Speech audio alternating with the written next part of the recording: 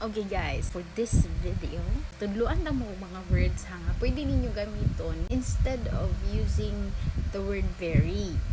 Very big, very small, no, may na. So first, very big. Instead of saying very big, pwede rin ka mosulti og gigantic. Like shoe, di ba? The building is very big.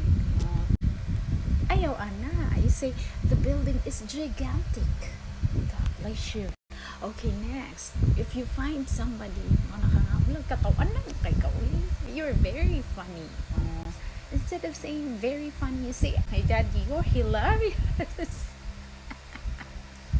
Makita ka og cute kay nga kanang iro, no? The dog is very cute. Very cute. Say, the dog is adorable.